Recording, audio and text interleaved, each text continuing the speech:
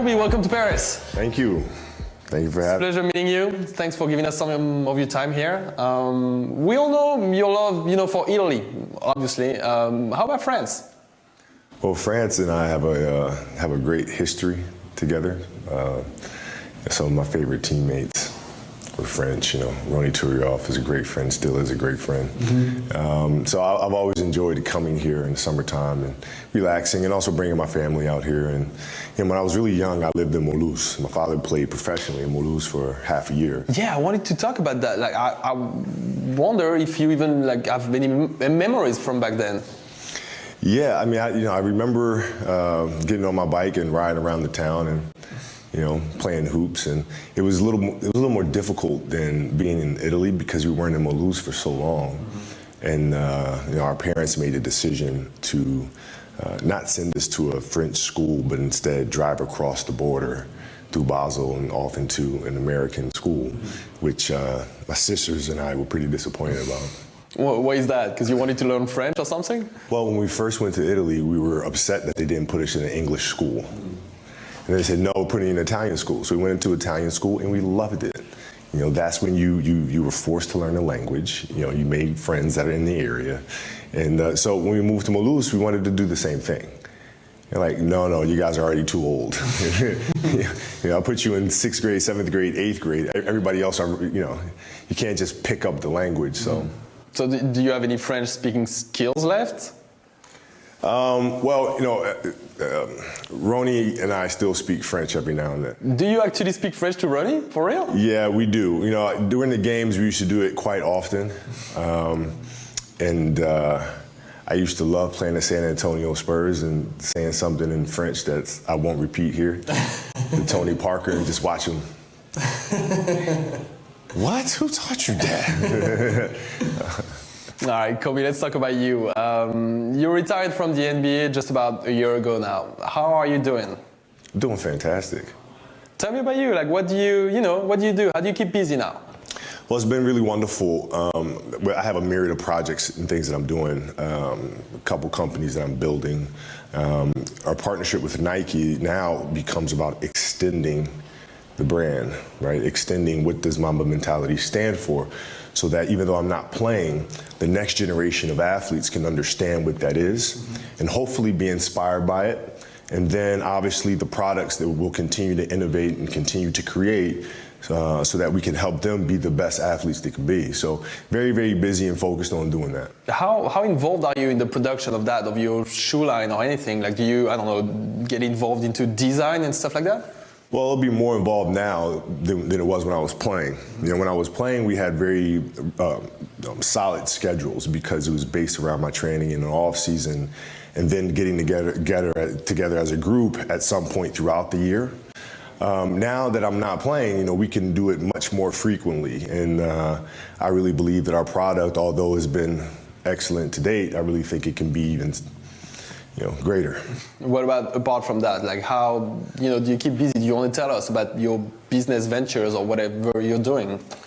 Well, building a studio, a publishing and production company, and the first film that was created was a film called Dear Basketball, which is a short animated film on my retirement letter to the game of basketball. And a beautiful artist named Glenn Keane, one of the greatest artists of all time. From Little Mermaids to Pocahontas to Lion King, you name it, Aladdin, he animated all of them.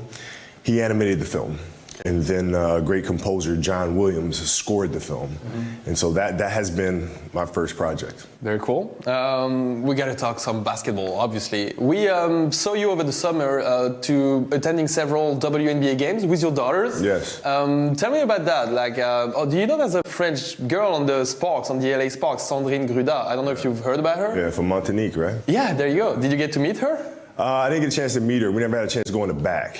So we're always watching the games. And then, we had to leave. My kids, have soccer and all this other stuff. But, we try to get to as many WNBA games as we can. Mm-hmm. We're all big fans. And our middle girl, Gianna, is a massive fan. So we try to get to as many as we can. Pretty cool. That was a sad ending for them, right? Game 5 against the Lynx. Yeah, it was tough. I felt like they should have closed them out in Game 4. But, Minnesota's You got Maya Moore over there and Sylvia Files. I mean, they got some really tough players. Tell me about you. How do you know, during the NBA season now, how much basketball do you watch? Last season, I watched maybe 1% of the. Really? You managed to do that? It was hard. I mean, there's so much that goes into trying to build a business from the ground up. So much that goes into it. There's so much outlining, so much story creating, so much world building, and so many people to hire. And then how do you hire them? And then how you? There's a lot of stuff to do. So therefore, I was only able to see like 1% of the games. Mm-hmm. Now it's a little different. I have projects finished. Things are kind of moving on their own, so to speak. I'll have some time to come up for air and watch some basketball. So, like, do you still plan on attending some games at Staples Center, I guess, or anywhere else? No, because I don't want to make the drive. You know, or sometimes I fly down to the game, but still I don't, you know, I'd rather be doing the things at home. You know, like I said, my kids are busy, man. I'm sure. Yeah, they're busy. They finish school, finish school at 3:30, and then they have practice for 2 hours. One's practicing over here, the other one's practicing over here. And then you got to get them both, because my wife has our baby at home, so I'm like Daddy Uber. I'm literally like, welcome to the life.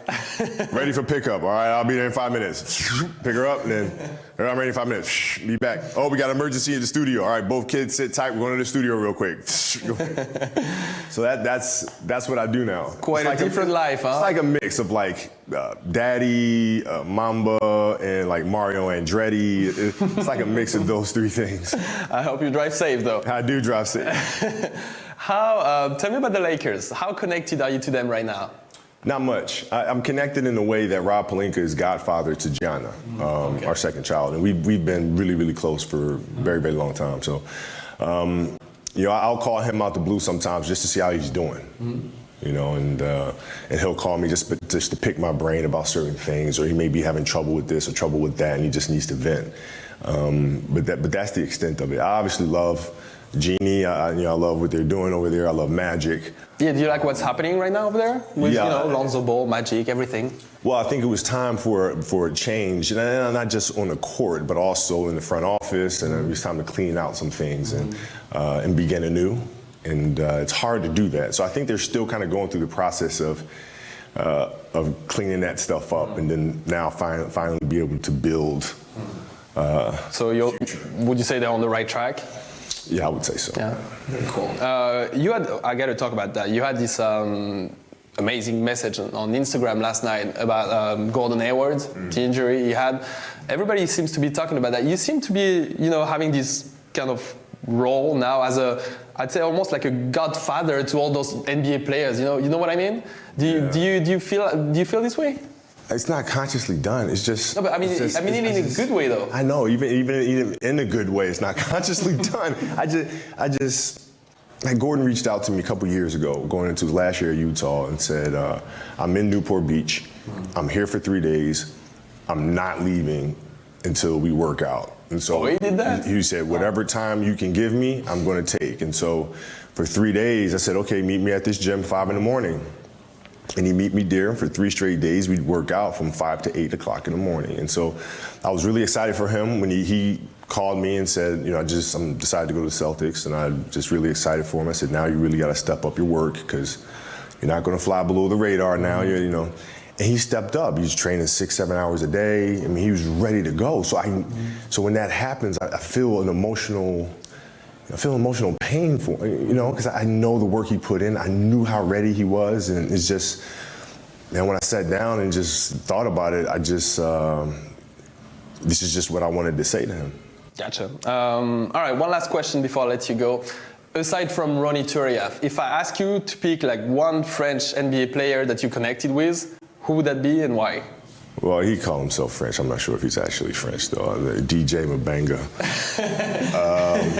DJ, yeah, he's not French, but he's that's not fine. French. That's he's all right. Not French. Tell me about DJ. He swears he's French because he's walking around speaking French all the time. He says Congo Casher, not French. Joakim Noah, I think, is special. Obviously, Tony, I like a lot. Jellabald, who's played with me several times. Petrus and I had a really great confrontation matchup in the finals.